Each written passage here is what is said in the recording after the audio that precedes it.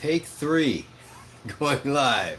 Doing some easy beginner fundamental rhythm practice. I'm using just a drum backing track. Let me bring that up again. So I've got my acoustic guitar here.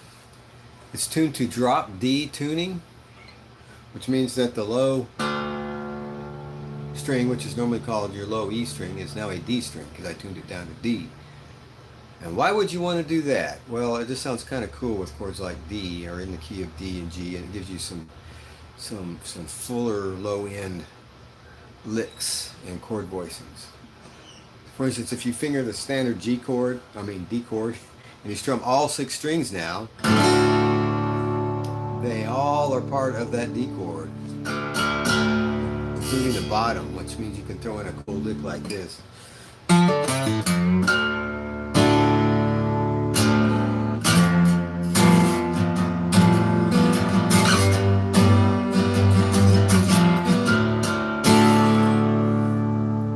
Good for slide. In the key of D and G, I think, is what it works best. But that's not what I wanted to talk about in this video. I want to talk about show you a real easy fundamental rhythm exercise or practice that I still warm up with sometimes. This is good for warming up if you're going to sit down and you want to play, or maybe you're struggling just learning how to strum and you want a way to develop that.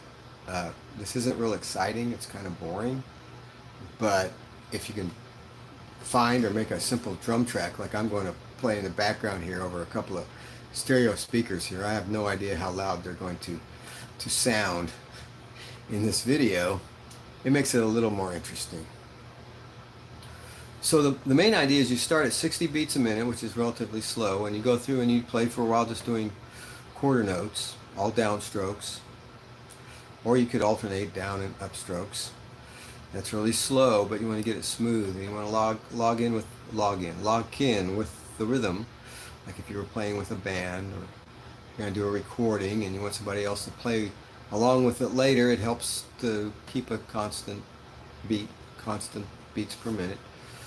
And then we're going to switch to eighth notes, and then we're going to switch to eighth note triplets, and then we're going to switch to 16th notes, and then we're going to switch to 16th note triplets. And if you're not sure what those mean, I'll explain a little more. So here we go. I'm going to turn on the beat. Really slow. 60 beats a minute. Kick and snare. So with your D string, and if you're not drop D tuned, then just strum the top 4 strings, or I should say the bottom 4 physically. They're known as your 4th, 3rd, 2nd, and 1st string. And just try to get a smooth strum going. You don't have to play this with a chord. You can practice these rhythms with just scratching, like.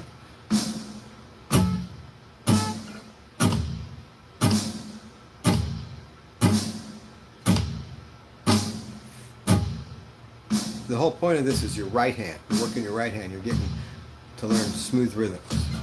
So then I'm just going to go.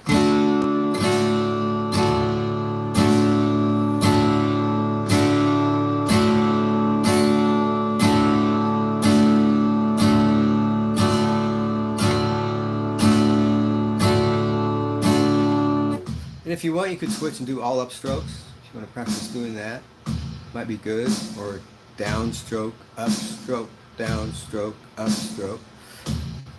Now we're going to switch to eighth notes, which means there's 2 strums, 2 attacks per beat. And if you have 4/4 time, and there are 4 beats to a measure, then 4 times 2 is 8. So that's how I associate eighth notes. If that makes any sense. Think about it if it doesn't. So we're gonna go down, up for each beat. So if I was just playing the beat, tapping with my fingers, it would be like this.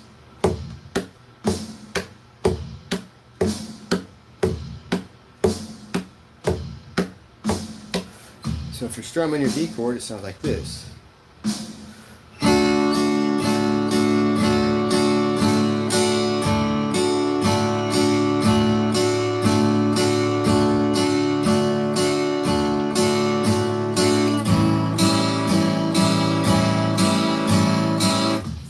Another chord there.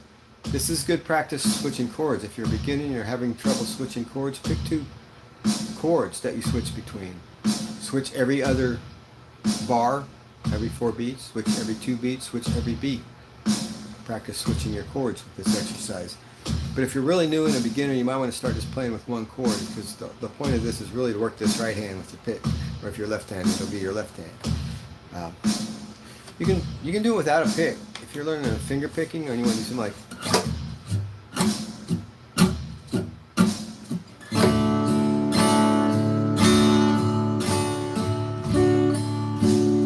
thumb, do the same thing.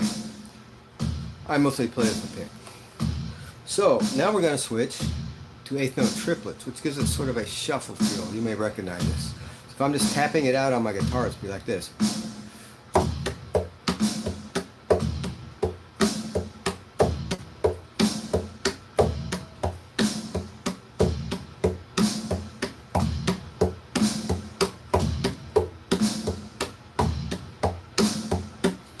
You may have noticed that the hand that started every 3 notes switched, because it's an odd number of notes, 3.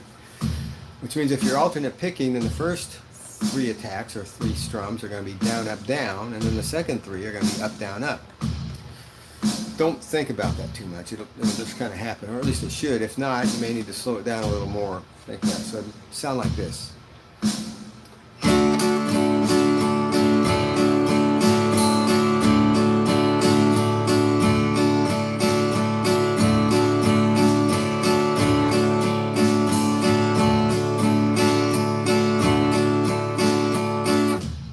That doesn't sound like much of a shuffle. One way to make it sound a little bit more like a shuffle is to do all down strokes and maybe emphasize the first stroke of each beat. So like this.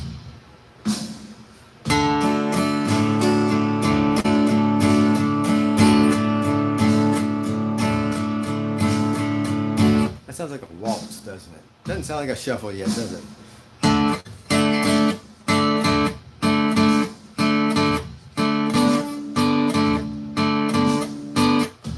That's a different lesson. It eventually can become a shuffle. Shuffle's based off those triplets, that triplet feel. So that's how you practice the triplets.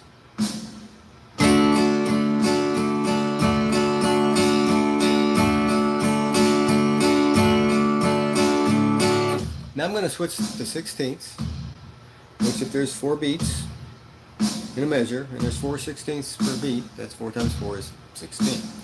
Sixteenths.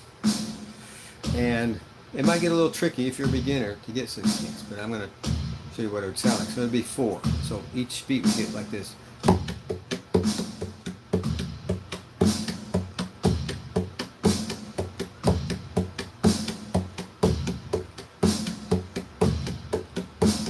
It took me a couple beats to get locked in. Don't be upset if you can't lock in right away. Just keep listening. Keep listening for that next beat so that you lock in with it. So it sounds something like this.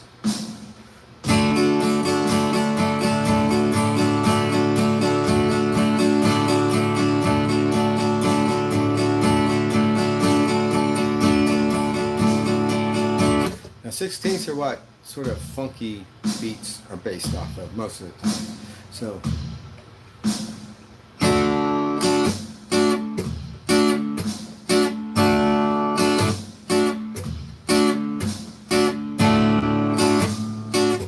there's 16th pattern in there.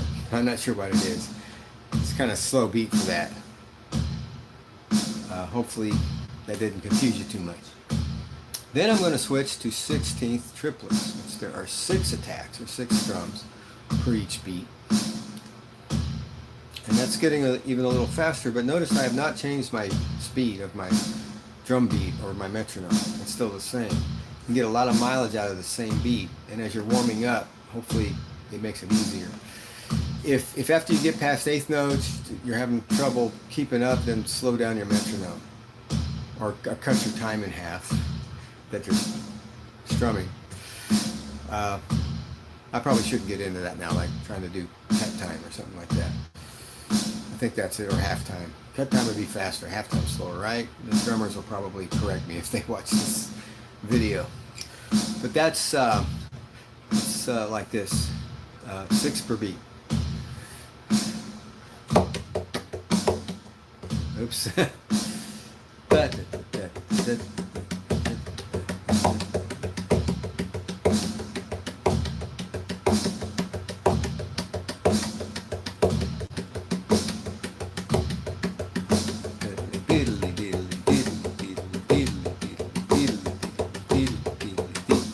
Sometimes you can come up with little mnemonics or verbal rhythmic things that you can do with your voice that'll help you figure it out. With this one I just went deedly deedly deedly deedly deedly deedly deedly deedly. It helped me kind of like feel and hear what it's supposed to sound like.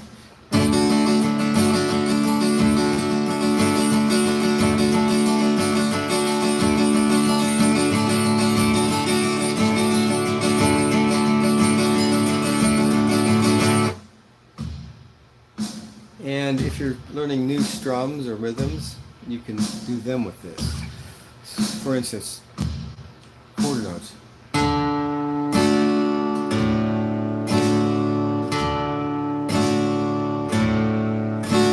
Speed it up to eighth notes.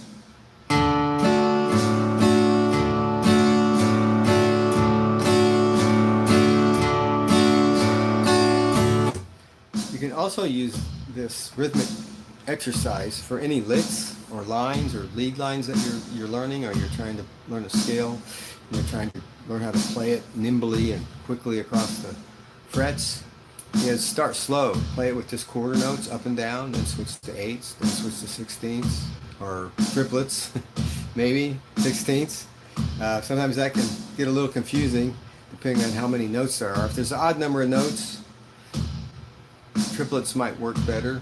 If there's an even number of notes, sixteenths or eighths might work better. So there you have it. Just a little routine to go through and work through working on your rhythm, getting your right hand locked in with a beat, and getting your strings and your strumming to all lock in together like that. So back to my drop D tuning here, huh? I like this.